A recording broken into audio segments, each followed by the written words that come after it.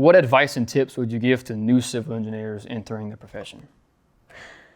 One of the biggest pieces of advice I feel that I could give would be internships. For those that are still in college, it would be to start as young as you possibly can and get a variety of different internships. You have different career opportunities where you could go public with the Army Corps of Engineers or DOTD, or you could work for a private consulting firm like Fenstermaker.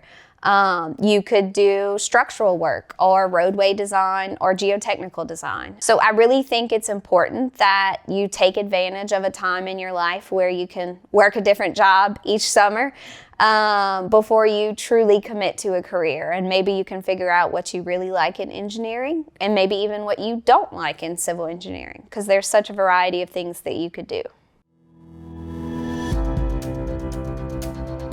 You're listening to FUELED, a Fenstermaker podcast, and I'm your host, Braden, Dauphine.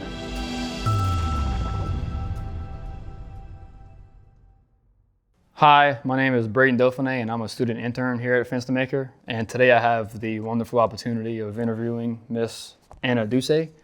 Before we kick it off, I'm going to give a little intro into what she does here. Anna Doucet began her career at Fenstermaker as early as 2015, subsequently gaining her licensure 4 years later in 2019. And she is now a professional engineer specializing in roadway design, hydraulic and hydraulic modeling, and project management within the water resource and transportation sectors. In her current role, Anna oversees civil design projects, strategically managing multi-million-dollar projects for both public and private sectors. She has collaborated with various agencies, including LADOTD, FEMA, GOHSEP, local municipalities, and she also showcases her coordination skills in diverse project environments. Anna has successfully brought many water resources projects to completion, incorporating numerical, hydrologic, and hydraulic modeling for floodplain mapping, FEMA No-Rise, and FEMA LOMRs. Her utilization of numerical modeling extends to assessing future conditions of drainage basins and formulating cost-effective projects that enhance individual watersheds.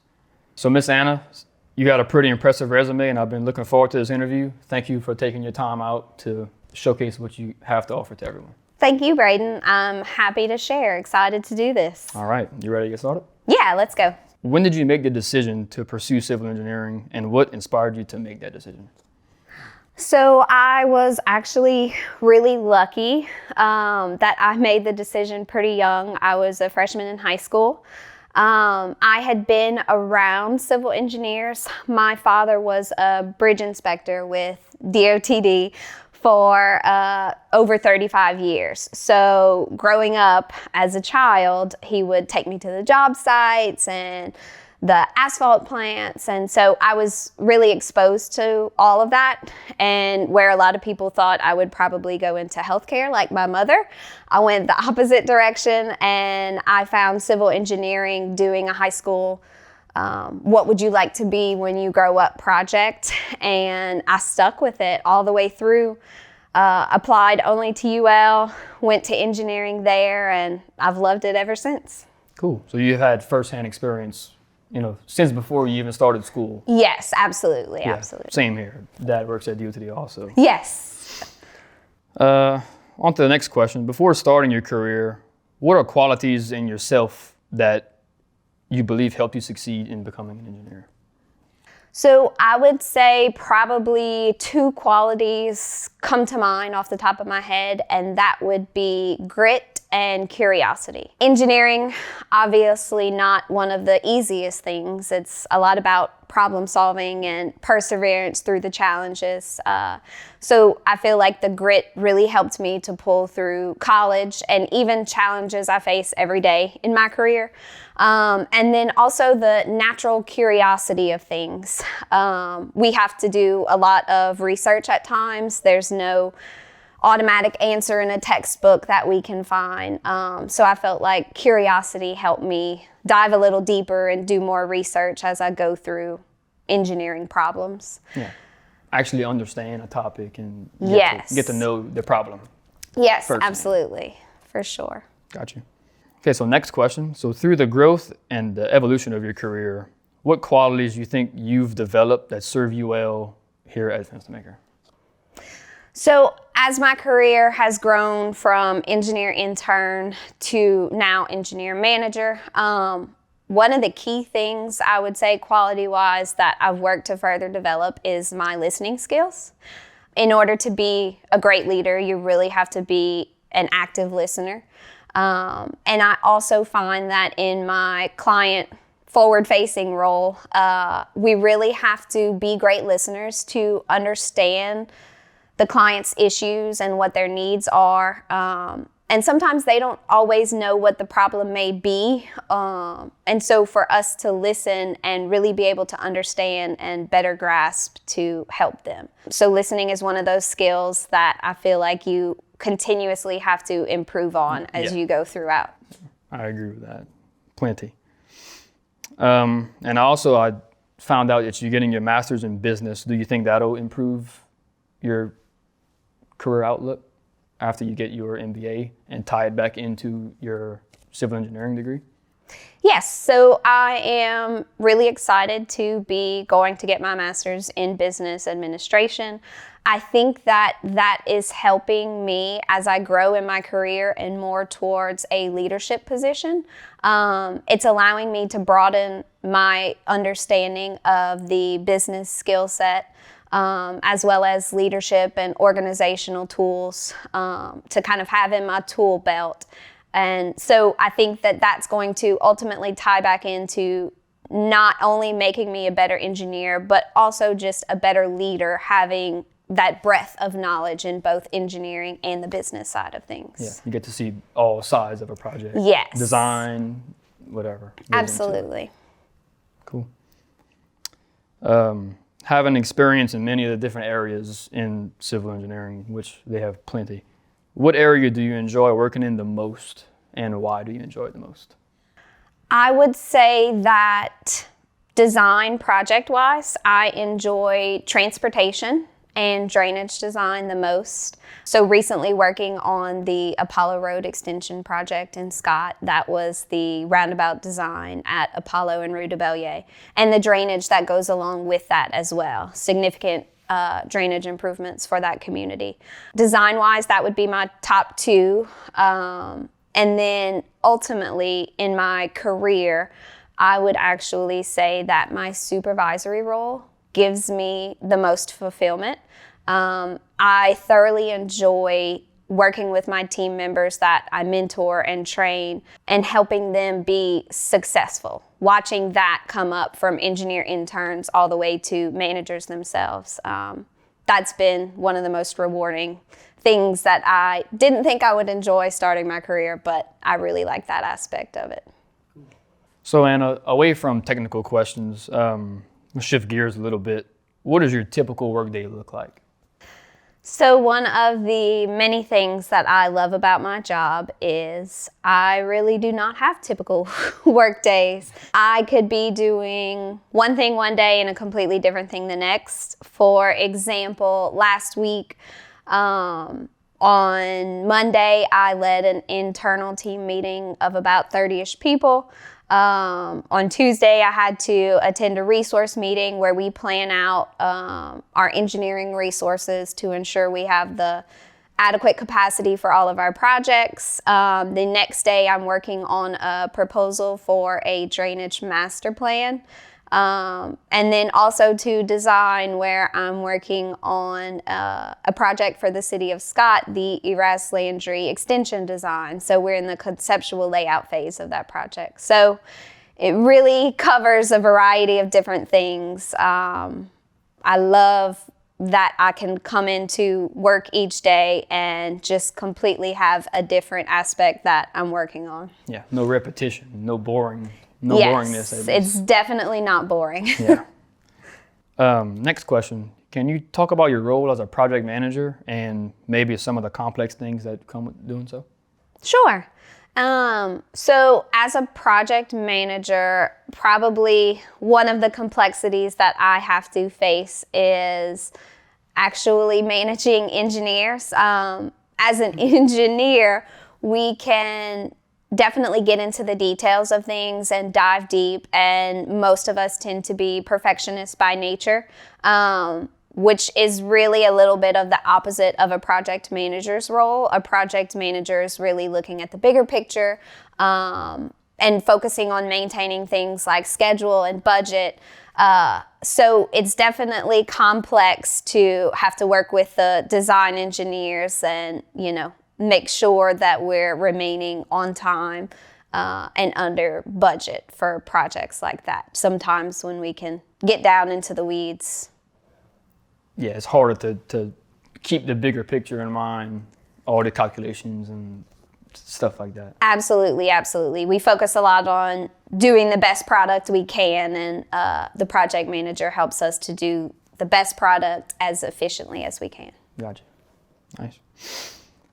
How do you foster open communication with your team, and how do y'all all stay tight-knit? So one of the things I really love doing is having regular weekly meetings with a lot of my team members, and that's for the team members that I'm personally supervising. And I think a big part of fostering open communication is to build those relationships and build a trust between team members.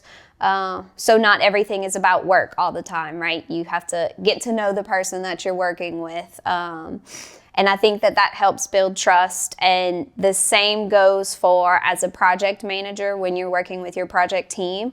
I think that keeping regular check-ins with the project team is very important. And again, keeping an open door to where your project team feels like they can come to you where, oh, we don't think we're going to meet the deadline, or if there's a mistake that's been made, you want your team to feel like they can come and talk to you. So just maintaining that open line of communication, I think, and keeping that consistency and definitely allowing the trust to build between each person on the team is important. Gotcha. Every team member is not just a coworker; it's more of a friend, coworker. Absolutely, absolutely. I definitely call my team my Fenstermaker family, and we for sure mean it. We're a very tight-knit group. So on the flip side of the previous question, how do you keep effective communication with clients, and what are some strategies you employ to do that? So I think the key word there is effective. It's very important to be open and honest and transparent with your clients as well.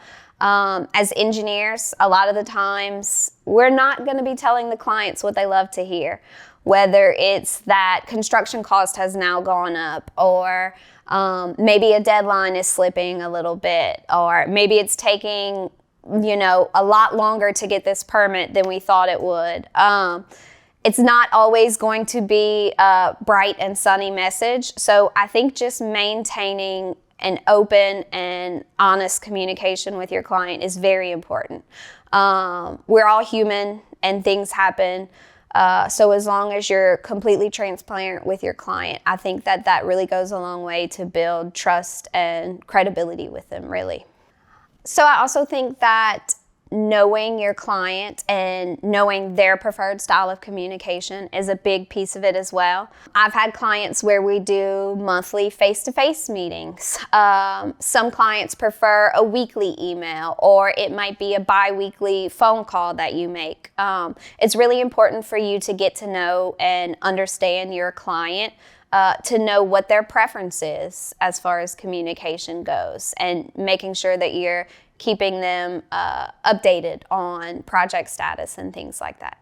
What steps do you take when approaching challenges on a project, and how do you overcome those challenges? So one of the challenges I find that we faced on almost every engineering project is working and communicating with the general public. So a lot of times the public may not understand why we have to close a roadway during construction, or they may not understand the specific detour route, or different things like that, why we're building a pond in this location versus another location.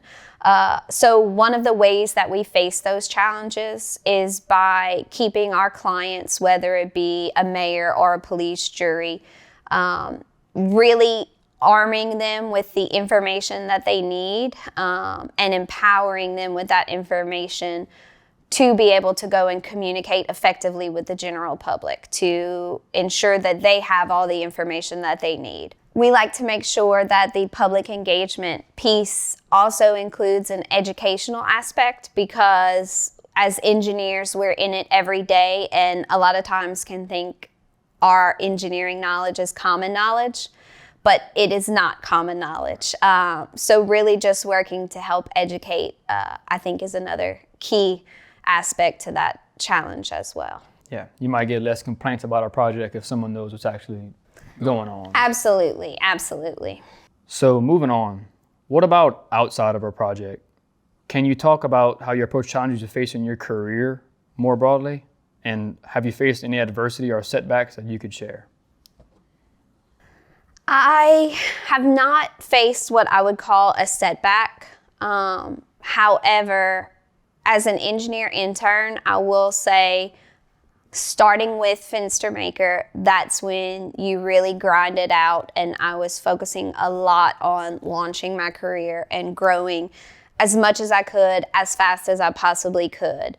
And now that I'm about 9 years into my career, and I am growing my family, I have 2 kids, to where now I'm in a period where I'm not super hyper focused on the growth of my career, and maybe I'm not leaning in as much into that, but it's an interesting point in my career where I'm still working to balance family and balance my career, going to get my master's. So I think that it's important that you're not always going to be in super growth periods of your career. Sometimes you're just not leaning in as much as others for different phases of your life. So what's the best career advice you've ever been given? As someone with anxiety, I tend to get anxious in certain situations. And it was actually our president, Charles Fenstermaker, that was sitting in my office one day and we were having a conversation. And he said, "Don't make a mountain out of a molehill," which is a pretty common phrase, but it stuck with me a lot in the sense of sometimes if you have to have a difficult conversation as a project manager or a supervisor even, if you have an anxious personality, you can really sit on that for a good long while and start to get anxious and think about all the different ways you can say it and all the different ways it can go. Where if you really just take a moment to formulate your thoughts, and address the situation right then and there, it's gonna be a lot better than if you were to sit on it. So I try and keep that in mind all the time now, and it really does help me in a lot of situations. What advice and tips would you give to new civil engineers entering the profession? One of the biggest pieces of advice I feel that I could give would be internships, to summarize it in one word. For those that are still in college, it would be to start as young as you possibly can and get a variety of different internships. You have different career opportunities where you could go public with the Army Corps of Engineers or DOTD, or you could work for a private consulting firm like Fenstermaker. You could do structural work or roadway design or geotechnical design. So I really think it's important that you take advantage of a time in your life where you can work a different job each summer before you truly commit to a career. And maybe you can figure out what you really like in engineering and maybe even what you don't like in civil engineering, because there's such a variety of things that you could do. Yeah, I totally agree. I think I've started my internships my freshman year, right when I started in Broussard, and then I came here. And I also think it plays back the other way. It makes school much easier because you hear terms and you hear professors talk about things that you also hear your boss say at work. Yes. So school makes your work easier, but work also makes your school easier when you have an internship. Absolutely. It's a lot easier to learn something when you have the hands-on actual backstory of it too.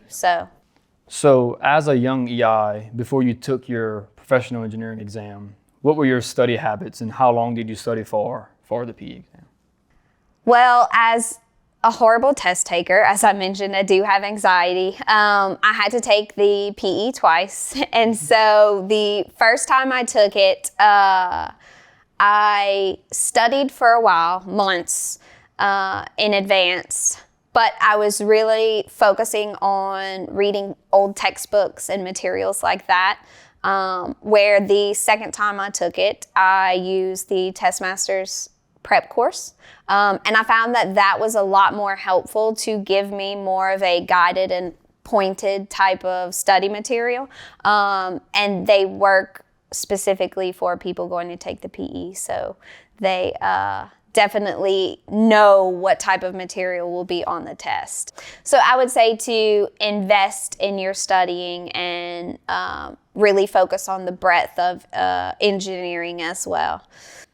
So finding more of like a practice exam would be more than just going into my old books and rereading chapters. Yes, absolutely. Any actual study material, I think NCES makes a practice exam. Utilize that as much as you can. Okay. And before we go, I'd have to ask our closing question. One posed to all of our interviewed guests. In the spirit of FUELED, which is our podcast name, what fuels you? Not only in your career, but in general, in your life, work, family, etc. I would say my family is what fuels me. Without the love and support of my husband and my two precious kids, I would not be able to do what I do. They are my why.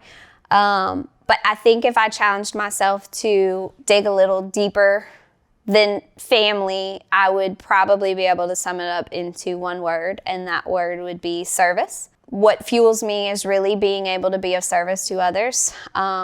So whether it be serving a client or the community by giving them the best product I can, going back for my master's in business to better serve our engineering department and even Fenstermaker as a whole by me gaining that business understanding.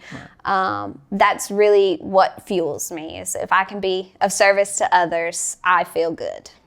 So thank you, Miss Anna. Thank you for taking your time out of the day to come on the FUELED podcast and tell everyone about your experiences as an engineer. Yes, thank you. Thank you, Braden. It was my pleasure. I really enjoyed it.